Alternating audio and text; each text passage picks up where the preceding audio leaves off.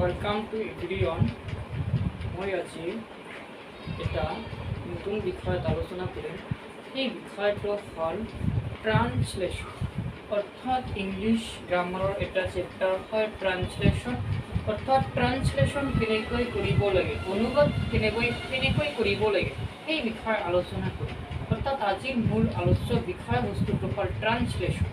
অৰ্থাৎ ট্ৰান্সলেশন কৰিবলৈ যাওঁতে আমাৰ কেইটামান বস্তু অতি আৱশ্যকীয় বুলি ক'ব পাৰি। অৰ্থাৎ ট্ৰান্সলেশন কৰোঁতে কেইটামান বস্তুৰ ওপৰত লক্ষ্য কৰি আমি কি কৰিব পাৰোঁ, ট্ৰান্সলেশন কৰিব পাৰোঁ।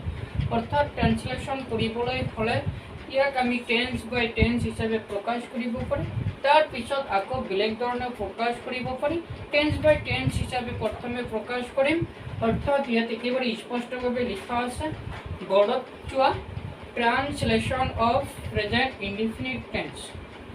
Translation of present indefinite tense or বাক্যৰ শেষত আকাৰ, একাৰ, সন্তুষ্ট অ আদি উল্লেখ থাকে। এই কামটোক বৰ্তমানত কৰা বা হোৱা বুজালে প্ৰেজেন্ট ইনডিফিনিট টেন্সত কি কৰা হয়, প্ৰকাশ কৰা হয়। অর্থাৎ আজির মূল আলোচ্য বিষয়বস্তু হল translation of present indefinite tense. অর্থাৎ প্রেজেন্ট ইনডিফিনিট টেন্সর ট্রান্সলেশন বুলি ক'ব পাৰি। অৰ্থাৎ প্ৰেজেন্ট ইনডিফিনিট টেন্সক যেতিয়া ট্ৰান্সলেশন কৰিম তেতিয়া কি কৰিব লাগিব, লক্ষ্য ৰাখিব লাগিব বাক্যৰ শেষত চাৰিটা আখৰ যদি আছে, অৰ্থাৎ ইয়াত দুটা মাত্ৰা বুলি ক'ব পাৰি আৰু দুটা আখৰ বুলি ক'ব পাৰি। অৰ্থাৎ এই চাৰিটা আখৰৰ সহায় লৈ কি কৰিব পাৰি, আমি প্ৰেজেন্ট ইনডিফিনিট টেন্সৰ ট্ৰান্সলেশ্যনখিনি কৰিব পাৰি। অৰ্থাৎ বাক্যৰ শেষত যদি আকাৰ থাকে তেনেহ'লে প্ৰেজেন্ট ইনডিফিনিট টেন্স প্ৰমাণ কৰিব। বাক্যৰ শেষত যদি একাৰ থাকে প্ৰেজেন্ট ইনডিফিনিট টেন্স প্ৰমাণ কৰিব। বাক্যৰ শেষত যদি অন্তুষ্ট থাকে প্ৰেজেন্ট ইনডিফিনিট টেন্স প্ৰমাণ কৰিব। আৰু বাক্যৰ শেষত যদি অ আখৰটো থাকে, অৰ্থাৎ স্বৰবৰ্ণৰ অ আখৰটো যদি থাকে তেনেহ'লে কি কৰিব, ই প্ৰেজেন্ট ইনডিফিনিট টেন্স বুলি প্ৰমাণ কৰি দি দিব। অৰ্থাৎ প্ৰেজেন্ট ইনডিফিনিট টেন্স এই চাৰিটা আখৰৰ জৰিয়তে এই চাৰিটা আখৰৰ নিৰ্দেশত কি কৰিব পাৰি, ইয়াক প্ৰেজেন্ট ইনডিফিনিট টেন্স হিচাপে প্ৰমাণ কৰিব পাৰি। ইয়াৰ উপৰি প্ৰেজেন্ট ইনডিফিনিট টেন্সক বেলেগ বেলেগ চৰ্তৰ উপৰিও কি কৰিব পাৰি, ট্ৰান্সলেশ্যন কৰিব পাৰি। কিন্তু মূল চৰ্ত হিচাপে আকাৰ, একাৰ, অন্তুষ্ট আৰু অক ব্যৱহাৰ কৰি কি কৰিব পাৰি, এই টেন্সক একেবাৰে সম্পূৰ্ণভাৱে কি কৰি দিব পাৰি, অৰ্থাৎ ট্ৰান্সলেশ্যন কৰি দিব পাৰি। কিন্তু আমি জানো যে বাক্য গঠন কৰিবলৈ হ'লে, অৰ্থাৎ অসমীয়া ব্যাকৰণ মতে বাক্য গঠন কৰিবলৈ হ'লে প্ৰথমে কি থাকিব লাগিব, কৰ্তা থাকিব লাগিব।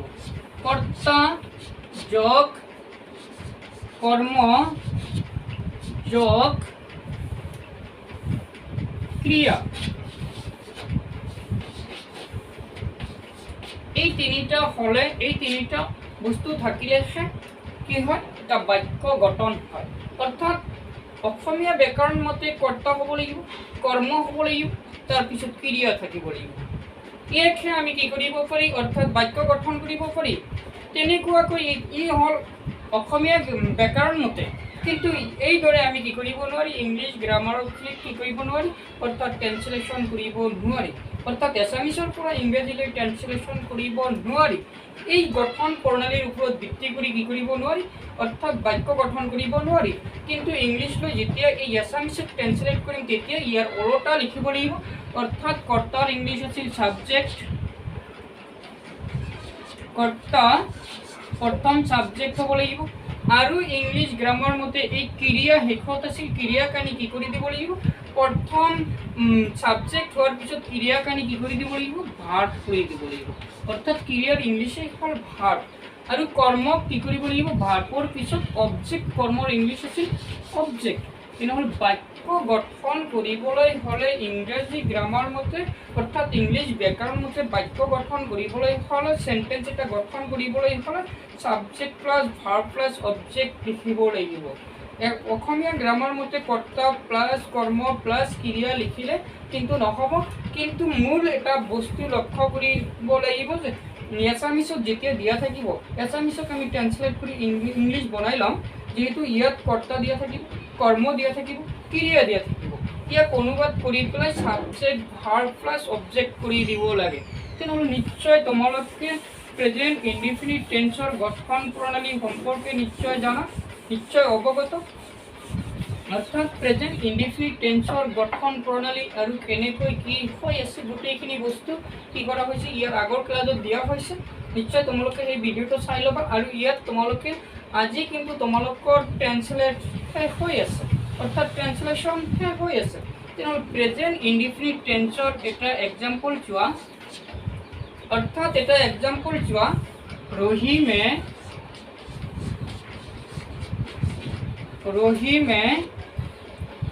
9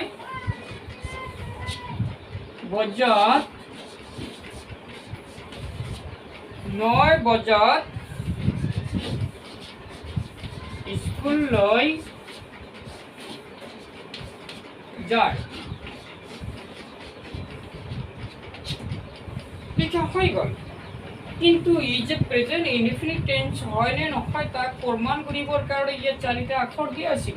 সেই 4টা আখৰৰ 29টো শেষত আছে। তেনেহ'লে এই প্ৰেজেন্ট ইনডিফিনিট টেন্স প্ৰমাণ কৰিলে যে এই প্ৰেজেন্ট ইনডিফিনিট টেন্সত আছে। প্ৰেজেন্ট ইনডিফিনিট টেন্সত থকাৰ কাৰণে ইয়াক আমি কি কৰি দিব লাগিব, subject plus verb plus object কৰি দিব লাগিব। কিন্তু প্ৰথমে আমি ইয়াক কি কৰি ল'ব লাগে, ৰাব কৰি ল'ব লাগে, নহ'লে কিন্তু ভুল হৈ যাব। প্ৰথমে ৰাব কৰি লোৱা, অৰ্থাৎ রহিমে যেতিয়া ইয়াত লিখা আছে রহিমে অর্থাৎ নাউন। তেনেহ'লে ইংলিছত যেতিয়া লিখিম তেতিয়া তো রহিমে লিখিব নোৱাৰিম, তেতিয়া রহিমেই লিখিব লাগিব। রহিম লিখা হৈ গ'ল 9 বজাত, অর্থাৎ 9 বজা 9 বুলি ক'ব পাৰি। কিন্তু ইয়াত এটা তো থকাৰ কাৰণে 9 বজাত, তেনেহ'লে কি বুলি লিখিব পাৰি, ইয়াত 9 বুলি লিখিব পাৰি। ইয়াত 9 তো এটা থকাৰ কাৰণে ইয়াত প্ৰিপজিশ্যন এট আহি গ'ল। এট 9 লিখা হৈ গ'ল। এট 9 লিখাৰ পিছত স্কুললৈ, অসমীয়াত কোৱা হয় স্কুললৈ, কিন্তু ইংলিছতো তেনেকুৱাকৈ ক'ব নোৱাৰি যে স্কুল টু, তেনেকুৱাতো নহ'ব। অৰ্থাৎ টু স্কুল বুলি লিখিব লাগিব। টু স্কুল লিখা হৈ গ'ল। টু স্কুল লিখাৰ পিছত 29টো থকাৰ কাৰণে কি কৰিছিল, প্ৰেজেন্ট ইনডিফিনিট টেন্স বুলি প্ৰমাণ কৰিছিল। কিন্তু ইয়াক এই যা বা যায় ইয়াক কিন্তু এটা কি আছে, একেবাৰে সম্পূৰ্ণ এটা ইংলিছত ইয়াক ট্ৰান্সলেট কৰি কি লিখি দিব পাৰি, গো লিখি দিব পাৰি। অৰ্থাৎ এছামিজ গ্ৰামাৰ মতে কিন্তু এইখিনি বস্তু হ'ল, ই হ'ল কৰ্তা আৰু ইয়াত মিডিলত এটৰ পৰা স্কুললৈকে ই হ'ল কৰ্ম আৰু গো হ'ল ক্ৰিয়া। তেনেহ'লে আমি জানো যে ইংলিশ গ্ৰামাৰ মধ্যে কি কৰিব লাগিব, সাবজেক্ট লিখিব লাগিব, তাৰপিছত ভাৰ্ব অৰ্থাৎ ক্ৰিয়া লিখিব লাগিব, তাৰপিছত কি কৰিব লাগিব, অৰ্থাৎ কি কৰিব কৈছে, অবজেক্ট লিখি দিব কৈছে। তেনেহ'লে এই সেন্টেন্সটোত একেবাৰে প্ৰথম যি লিখা থাকিব সি হ'ল সাবজেক্ট, আৰু শেষত যি লিখা থাকিব ই হ'ল ভাৰ্ব, আৰু মাজত যিখিনি লিখা আছে এইখিনি হয় অবজেক্ট নহ'লে এক্সটেনশন। তেনেহ'লে যিটো ৰাফ হ'ল, তেনেহ'লে ইয়াত আকৌ বন্ধনী দি দিয়ে। ইয়াক এতিয়া একেবাৰে সম্পূৰ্ণভাৱে ইংলিশলৈ ট্ৰান্সলেশন কৰি দিম। অৰ্থাৎ ইয়াত সাবজেক্ট হিসাবে ৰহিম লিখা আছে, ৰহিম লিখি দিয়া। ৰহিম লিখা হৈ গ'ল। ৰহিম লিখাৰ পিছত ইয়াত ভাৰ্ব কি লিখা আছে, একেবাৰে শেষত কি বাহিৰ হ'ল, গো বাহিৰ হ'ল। তেনেহ'লে তাক আমি মিডলত কৰি দিব লাগিব, ভাৰ্ব কৰি দিব লাগিব, অর্থাৎ ভার্ব গো লিখা হৈ গ'ল। কিন্তু আমি জানো যে subject third person singular number হ'লে ভাৰ্বৰ লগত এছ বা ইয়েছ যোগ কৰিব লাগে। কিন্তু ইয়াত ভাৰ্বৰ শেষৰ অক্ষৰ ও হোৱাৰ কাৰণে ইয়েছ যোগ কৰি দিব লাগিব। গছ লিখাৰ পিছত কলৈ গৈছিল, কলৈ যায়, স্কুললৈ যায়। তেনেহ'লে টু স্কুল, গছৰ পিছত টু স্কুল লিখি দিয়া।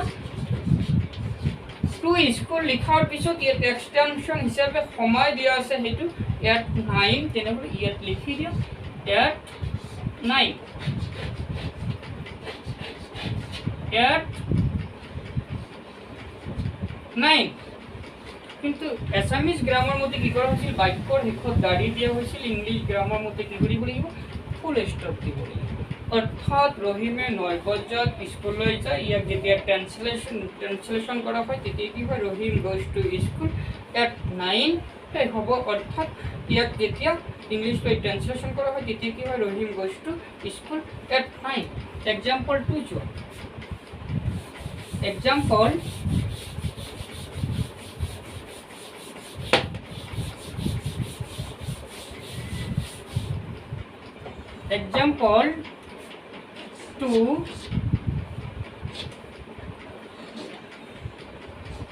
एग्जाम्पल टू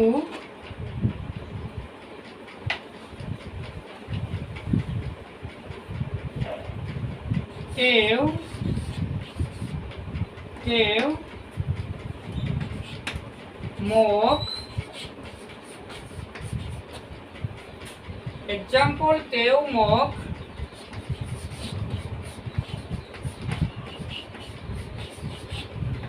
ভাল পায় অর্থাৎ एग्जाम्पल टू लिखा আছে তেव मक ভাল পায় অর্থাৎ ই প্রেজেন্ট ইনডিফিনিট টেন্সৰ এটা উদাহৰণ হয় বাক্যৰ শেষত সন্তুষ্ট আছে তেনেহলে বাক্যৰ শেষত সন্তুষ্ট থাকাৰ কাৰণে প্ৰেজেন্ট ইনডিফিনিট টেন্স তেনেহলে ইয়াক প্ৰথমে ৰাখ কৰি দিয়া ইয়াত তেওৰ ইংলিশ আছিল হি লিখি দিয়া হি লিখা হৈ গ'ল মোক ইংলিশ আছিল মি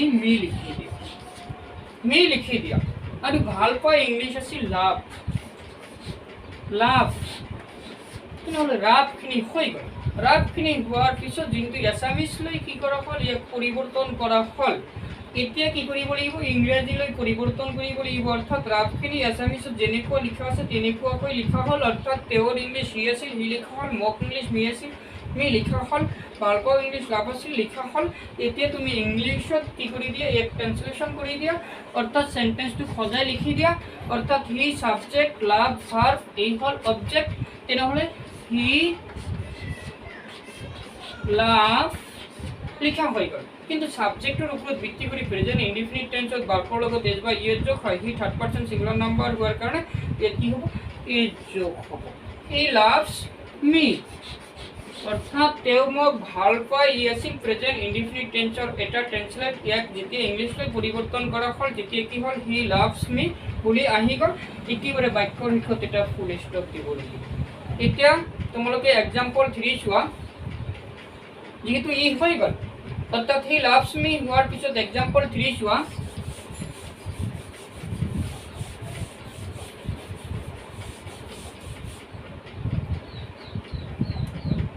শিক্ষকে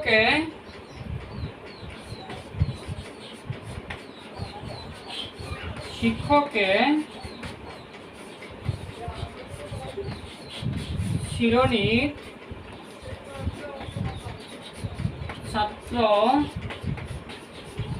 ছাত্ৰীক শিক্ষকে শিৰোনীত ছাত্ৰ ছাত্ৰীক শিখায়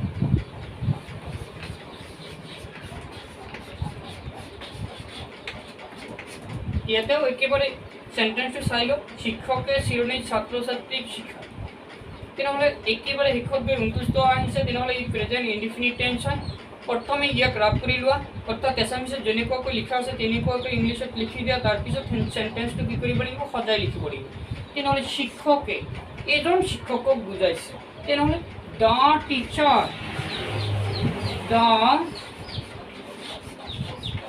টিচাৰ লিখা হৈ গ'ল শিক্ষকে এজন শিক্ষকক বুজোৱাৰ কাৰণে দ্য টিচাৰ লিখা হৈ গ'ল শিৰণীত অৰ্থাৎ শিৰণীৰ ইংলিছ কি আছিল শিৰণী ইংলিছ আছিল ক্লাছ কিন্তু শিৰণী এটা নিৰ্দিষ্ট কথা হোৱাৰ কাৰণে তাৰ আগত এটা দা হ'ব আৰু শিৰণীত ইয়াত এটা ত থকাৰ কাৰণে ইন হ'ব ইন প্ৰিপজিশ্যনৰ ব্যৱহাৰ কৰিব লাগিব অৰ্থাৎ ইন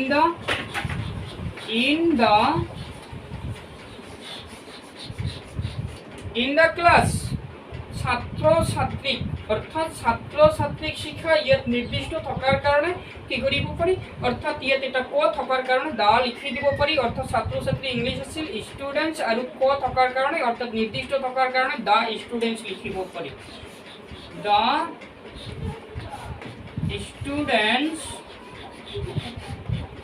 ষ্টুডেণ্টছ লিখা হৈ গ'ল এতিয়া বাকী থাকিল শিখায় ই আছিল এছামিছত ক্রিয়া কিন্তু ইংলিশত কি হ'ব সাবজেক্ট হ'ব একেবাৰে শেষত গৈ বাহিৰ হ'ব অৰ্থাৎ শেষৰ শব্দটো আহি কি হয় ইংলিশত সাবজেক্ট হৈ যায় তেনেহ'লে শিখায় ইংলিশ শিখায় অৰ্থাৎ শিখায় ইংলিশ টিচ আছিল তেনেহ'লে টিচ লিখি দিয়া টিচ ৰাফ হৈ গ'ল ইয়াক এতিয়া কি কৰিব লাগিব অৰ্থাৎ শুদ্ধকৈ সজাই লিখি দিব লাগিব অৰ্থাৎ প্ৰেজেন্ট ইনডিফিনিট টেন্স বনাই দিব লাগিব ৰাফ কৰাৰ পিছত ইয়াক প্ৰেজেন্ট ইনডিফিনিট টেন্স লৈ সজাই লিখি দিয়া অৰ্থাৎ ইয়াক যেতিয়া শুদ্ধকৈ লিখা হ'ব তেতিয়া ইয়াত সাবজেক্ট হিচাপে দ্য টিচাৰ ভাৰ্ব হিচাপে দিয়া আছে ভাৰ্ব হিচাপে বাহিৰ হ'ল টিচ তেনেহ'লে লিখিব পাৰি দ্য টিচাৰ টিচাৰ অৰ্থাৎ সাবজেক্টৰ পিছতে কি কৰিব কৈছে ভাৰ্বক লিখিব কৈছে তেনেহলে ভাৰ্ব আহি গল টিচ টিচ লিখাৰ পিছত আকৌ লক্ষ্য কৰিব লাগে দা টিচাৰ এজন শিক্ষকক বুজাইছে থাৰ্ড পাৰসন সিঙ্গুলাৰ নাম্বাৰ হোৱাৰ কাৰণে ভাৰ্বৰ শেষৰ আখৰ ch হোৱাৰ কাৰণে টিএছ যোগ কৰি দিয়া টিচাৰ্স টিচাৰ্স লিখাৰ পিছত যেহেতু টিচাৰ্স হৈ গল কিন্তু এতিয়া কাক শিখাইছিল আৰু কত শিখাইছিল এই কথাখিনি লিখি দিব লাগিব তেনেহলে কত শিখাইছিল এইটো পিছত আহি যাব আৰু কাক শিখাইছিল আগত আহি যাব তেনেহলে দা ষ্টুডেন্টস লিখি দিয়া ছাত্র ছাত্রীক শিখাইছিল তেনেহলে দা ষ্টুডেন্টস লিখা হৈ গল দা ষ্টুডেন্টস লিখাৰ পিছত কত শিখাইছিল অর্থাৎ শিরোনাম শিখাইছিল তেনেহলে লিখি দিয়া in the class in the class অর্থাৎ শিক্ষকে শিরোনাম ছাত্র ছাত্রীক শিখায় ইয়াক যেতিয়া ইংলিশ লৈ ট্রান্সলেশন কৰি দিয়া হয় তেতিয়া the teacher teaches the students in the class অর্থাৎ শিক্ষকে শিরোনাম ছাত্র ছাত্রীক শিখায় আজি ইমানেই যদি মোৰ ভিডিওটো ভাল লাগিছে তেনেহলে এটা সাবস্ক্ৰাইব কৰি দিবা থ্যাংক ইউ